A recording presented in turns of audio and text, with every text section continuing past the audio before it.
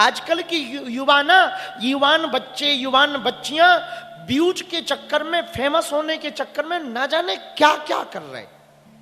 ये भी एक बंधन है, ये भी एक बंधन है, ये भी बहुत बड़ी बीमारी है भाई, बहुत बड़ी बीमारी है। हम ये नहीं कह रहे कि आप वीडियो मत डालो, अपलोड मत करो, खूब डालो।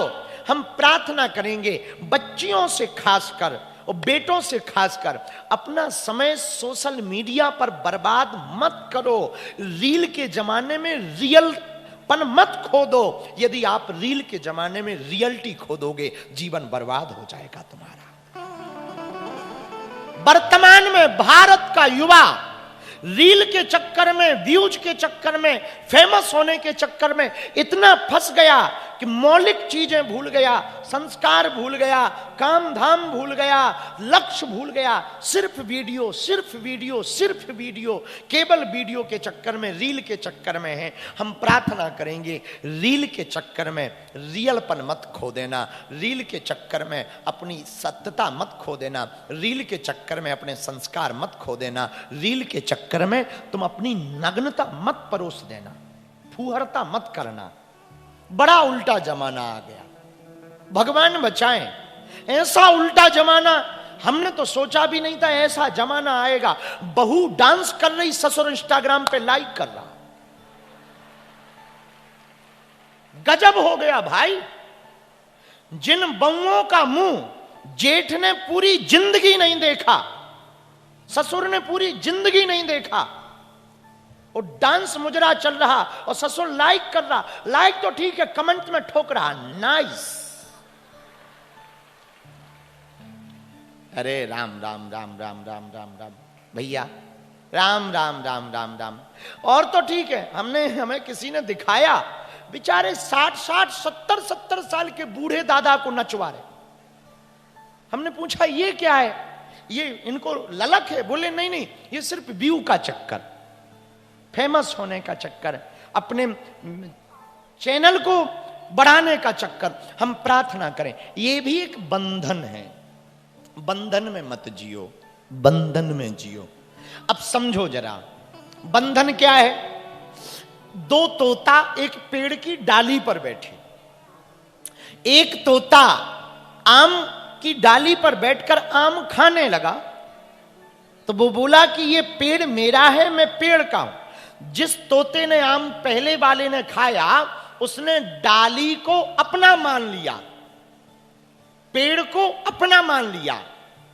दूसरे वाले तोते ने कहा ऐसे हजारों पेड़े हैं, हमें एक पे नहीं, हमें दूसरे पेड़ का भी आनंद लेना है, दूसरे आम के वृक्ष पर भी जाना है।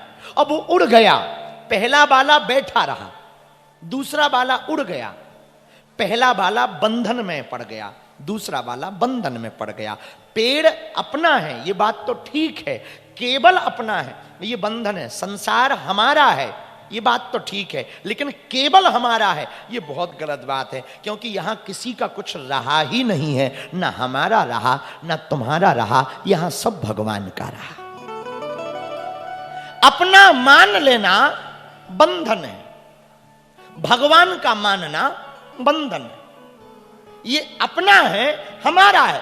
तैमे तोर तोर में माया, ये मेरा ये पराया, ये अपना ये पराया, ये मेरा ही है, ये बंधन है। इस बंधन से बचना है। कुछ लोग हमें मिलते बात करते तो वो कहते भगवान हमारे हैं, ये अच्छी बात है, लेकिन भगवान केवल हमारे हैं, ये गलत बात है। गुरुजी हमारे हैं, ये अच्छी बात है, लेकिन गुरुजी केवल हमारे हैं, ये गलत बात है। तो भगवान को अपना मानना ये ठीक है, लेकिन केवल अपना, मेरा अधिकार, ये बंधन है, वो हो ही नहीं सकता। तो संसार में रहो, संसार के मत रहो। जगत में रहो, जगत के मत रहो। कभी तेल की बूंद को देखना, तेल की बूंद जब पानी में जाती है, इतराती है, इठलाती है, लहरों में झूमती है, नाचती है, हिलोरों का मजा लेती है, वो पानी में तो रहती है पर पानी की नहीं रहती है, तेल की बूंद। कभी तुम नाव को देखना, नाव जल में तो रहती है लेकिन जल उसके अंदर नहीं रहता है, और जिस दिन नाव में जल हो जाता है नाव डूब जाती है। उसी प्रकार तुम संसार में तो रहो, संसार को अंदर मत रखो, संसार को अंदर रखोगे तो तुम डूब जाओगे। नाव की तरह जीवन जियो। नाव पानी में रहती, लहरों के साथ आनंद लेती, कभी इधर जाती कभी उधर जाती। ऐसे ही तुम संसार में रहो, संसार का आनंद लो, लेकिन संसार को अंदर मत रखो, दिमाग में मत रखो। मेरे पागलो, दिमाग में मनी, कुंडली में शनि और मूरख से दुश्मनी बड़ी खतरनाक होती। हाँ, 3 से बचना, दिमाग में मनी और कुंडली में शनि और मूरख से दुश्मनी मत रखना। बंधन क्या है? जगत को अपने चित्त में रखना, दिमाग में संसार को रखना, ये बंधन है। और चित्त में परमात्मा को रखना, दिमाग में भी परमात्मा को रखना, ये बंधन है। बोलो सीताराम। जरा जोर से बोलो, और जोर से बोलो। अब आप कहोगे महाराज जी बंधन कहां है, दिखाई तो पड़ता नहीं। पर कुछ बंधन ऐसे होते हैं जो दिखाई नहीं पड़ते हैं पर होते हैं। एक बार एक आदमी गधा लेके जा रहा था, गधे, गधे तो गधे ही, तो 30-40 गधे लेके जा रहा था, गधे। और गधे लेके जैसे ही गया एक गांव में रुका, और गांव में जैसे ही रुका तो उसने देखा कि 20 गधे हैं पर रस्सी 19 है। तो 19 तो बांध दिए पर एक नहीं बांध पाए। तो सोचा कि पड़ोस से रस्सी मांग लाएं, उसको भी बांध दें। तो एक झोपड़ी में बूढ़े दादाजी रहते थे। बाबा रस्सी दे दो, हमारी एक रस्सी कहीं गिर गई या छूट गई, गधे 20 हैं, रस्सी 19 है, एक रस्सी दे दो, हम सुबह आपको दे देंगे। उसने कहा भैया हम महात्मा आदमी, हम पे रस्सी तो है नहीं है। महाराज कोई उपाय है? बाबा एक उपाय है। क्या? गधे रस्सी नहीं है ये तुम्हें पता है, गधे को थोड़ी पता है। रस्सी नहीं है ये तुम्हें पता है, गधा को थोड़ी पता। और गधा का मतलब ही गधा तब है जब उसे जो पता ना हो।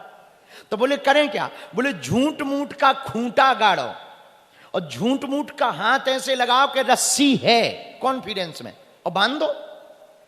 उसने कहा कि अब रात हो गई, इसके अलावा कोई उपाय भी नहीं। उसने कहा जो कहो। सुबह आया, झूठ मूठ का खूंटा गाड़ा, खूंटी, और गधे के गले में ऐसे हाथ लगाया, ऐसे रस्सी बांधी। गधा सच में बैठ गया, नाम ही गधा, बैठ गया। अब सुबह हुई तो उसने सभी 19 गधों को रस्सी खोली, रस्सी का बिंडल बनाया, धर लिया। 19 गधे उठ गए, जाने लगे, पर 20वां बैठा ही रहा। खतरनाक रस्सी बंध रखी थी। इसने खूब उठाया, लाठी मारी, वो नहीं उठा। उसको लगा कि जरूर ये बाबा कोई जादू टोना जानता है, लगता है बागेश्वर धाम से मिला जुला है। कौन सा मंत्र मार दिया कि गधा उठ ही नहीं रहा। तो फिर भागा है। बोले महाराज हमने गधे की रस्सी मांगी थी और तुमने गधा ही बांध दिया बिना रस्सी के। बाबा बोला हमने तो नहीं बांधा, बांधा तो तुमने होगा। अरे बोले दिक्कत यह है कि अब वो जा नहीं रहा है। बोले तुमने रस्सी खोली? वो बोला जब बांधी ही नहीं थी तो खोले कहां से? तो बूढ़े दादा ने कहा कि ये तुझे पता है, गधे को थोड़ी पता है।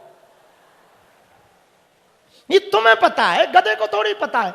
अब उसका दिमाग चला, वापस आया, उसने झूठ मूठ का नाटक फिर किया, खूंटी खोलने का, रस्सी को, और गधा उठ गया, चला भी गया। तब उसे समझ आया, हाय दैया, राम राम राम राम राम राम, कोई रस्सी नहीं। फिर भी ये रात भर रस्सी के चक्कर में बंधा बैठा रहा। वही हमारा और तुम्हारा है। यहां हम मान लेते सब अपने हैं, यहां कोई अपना नहीं है और जिंदगी ऐसे ही गुजार देते हैं। ये बंधन है। इस बंधन की रस्सी को तोड़ देना ही बंधन है। मेरे पागलों, यहां संसार में मिलने वाली वस्तुएं साधन हैं। साधन का प्रयोग करो पर साधन में मत फंसो, साधना में फंसो। नाव नदी पार कराती है, पार हो जाओ, फिर नदी पार करने के बाद नाव को सिर पे रखने की आवश्यकता नहीं है, उसने पार करा दी, वो उसका धर्म है। अब तुम कहो वाह आज तो हम मर जाते यदि नाव ना होती, हम तो डूब ही जाते, बर्बाद हो जाते। जब नाव ने हमें पार कराया तो हम भी नाव को सिर पे लेकर के रखेंगे, चलेंगे, उसको धन्यवाद देंगे। ये तो मूर्खता होगी। आप नाव को सिर पे रख करके डोलोगे, लोग पूछेंगे नाव को सिर पे क्यों रखे हो, तुम तर्क दोगे इसने हमें नदी पार कराई इसलिए हम सिर पे रखें। ये मूर्खता है। एक आदमी छत्तीसगढ़ का हमारा चेला है, दुर्ग का चंगीलाल, दुर्ग का चंगीलाल छत्तीसगढ़ में ही रहता, हमारा चेला है। एक बार वो ट्रेन पे बैठा, ट्रेन पे, और ट्रेन में डिब्बा में बैठा, जनरल बोगी में बैठा, बड़ा सीधा साधा आदमी, पोटली सिर पर रखे वो बैठा ट्रेन में। तो टीसी ने पूछा कि भाई पोटली सिर पर क्यों रखे हैं? बोले साहब हमने सुना आज भीड़ ज्यादा है तो ट्रेन पे लोड ज्यादा ना पड़े इसलिए हम सिर पे पोटली रखें। बताइए, ट्रेन पर ज्यादा वजन ना पड़े इसलिए हम सिर पर पोटली रखें। ये मूर्खतापूर्ण बातें हैं। भाई पोटली सिर पे भले ही है तुम्हारे, पर वजन तो ट्रेन पर ही है। उसी प्रकार संसार में आप भले ही कहीं भी कैसे भी रहो, कैसा भी, चाहे निश्चल प्रेम हो, सकाम प्रेम हो, निष्काम प्रेम हो, सब प्रेम तो प्रेम है, बंधन तो बंधन है। चाहे कामना का बंधन हो, क्रोध का बंधन हो, ईर्षा का बंधन हो, प्रेमी का बंधन हो, प्रेमिका का बंधन हो, पत्नी का बंधन हो, पति का बंधन। हम तो कहते शिष्य व गुरु का भी बंधन बंधन है। एक उपाय हम कहना चाह रहे, मेरे पागलो बंधन में मत रहो, भगवान के बंधन में रहो। कोई सम्मान करे भगवान की कृपा समझो, और कोई अपमान करे उसकी बुद्धि खराब समझो। हाँ, कुछ मिल जाए समझना भगवान की कृपा हो गई है, पुण्योदय हुए हैं, और कुछ चला जाए समझना बढ़िया हुआ, झंझट खत्म हुआ है। चला गया सो चला गया, भगवान की इच्छा थी, इतने ही दिन रहना था, मिला। जब तक सुख में इतराओ ना, दुख में घबराओ ना। सुख मिले भगवान को धन्यवाद दो, दुख मिले और डबल धन्यवाद दो। नरक नहीं जाना पड़ेगा, यहीं कट रहे हैं, यही सब कर्म कट रहे हैं, और भगवान की बड़ी कृपा। वरना बाद में फिर भोगना पड़ेगा, बाद में भोगने की वजह अभी झंझट मुक्त हो जाओ। बोलो सीताराम, और जोर से बोलो, और जोर से बोलो। राम ही केवल प्रेम प्यारा। बंधन में रहने के लिए भगवान के बने रहो, भगवान के बने रहने के लिए भगवान से प्रीति करो। भगवान को प्रेम प्रिय है। क्या प्रिय है? जरा जोर से बोलो। भगवान को क्या प्रिय है? प्रेम प्रिय है। भगवान से प्रीति करो, भगवान के वचनामृतों को सुनो, उनकी कथा को सुनो, उसको जीवन में उतारो। सुनना कहना बड़ी बात नहीं है, जीवन में उतारना बड़ी बात है। उसे आत्मसात करो, अपने ऊपर उसको लागू करो। धन्य है हनुमान जी। हनुमान जी कहते भर नहीं है, उतारते भी हैं। इसलिए हमने हनुमान चालीसा का आधार लिया। हनुमान चालीसा की कथा कल कहां तक हो सकी थी? चौपाई याद है आपको? जरा जोर से बोलो। शंकर सुवन तेज प्रताप, यहां तक कथा हो गई थी। आगे कौन सी चौपाई है? एहा विद्यावान गुणी अति चातुर, काम काज करवे को। दोनों हाथ उठा करके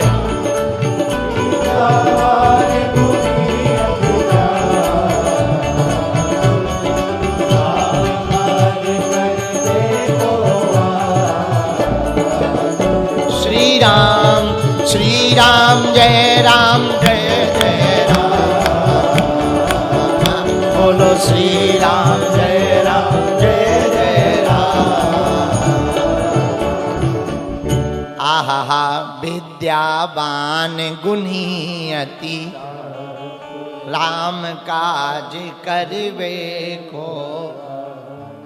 हनुमान जी के लिए गोस्वामी श्री तुलसीदास जी ने हनुमान चालीसा में लिखा, हनुमान जी क्या है? बोले विद्यावान। अच्छा, हनुमान जी विद्यावान है तो रावण कौन है? बोले विद्वान। रावण विद्वान है तो हनुमान जी विद्यावान। लेकिन अब ये फर्क समझना होगा, हनुमान जी को विद्यावान क्यों कहा और रावण को विद्वान क्यों कहा? बोले रावण के 10 सिर हैं। कितने सर? जोर से बोलो। एक व्यक्ति हमें मिला, बोले गुरुजी रावण के 10 ही सिर थे। हम कहा पढ़ा तो ऐसा ही है। हम कहा तुम्हें कोई डाउट है क्या? बोले डाउट नहीं है, एक दिक्कत है। हमने कहा क्या? बोले हम सोच रहे हैं यदि रावण के 10 सिर होंगे तो वो लेटता कैसे होगा? हमने कहा भाई सीधा, तो सीधा लेटता होगा। बोले नहीं नहीं, लेटने में दिक्कत नहीं, यदि करवट बदलनी पड़ती होगी तो क्या स्प्रिंग लगी होगी? हम कहिए ये पता नहीं है हमें कि कैसे करवट बदलता होगा। जहां तक हमें पता है यदि उसे करवट बदलना होता होगा तो पहले उसे खड़ा होना होता होगा, फिर करवट। पर हम एक बात कहें, बोले बोलो। हमने कहा भैया ज्यादा खपड़िया वाला आदमी सोता ही नहीं है। जो ज्यादा खपड़िया वाला होता है तो ना तो सोता है ना सोने देता है।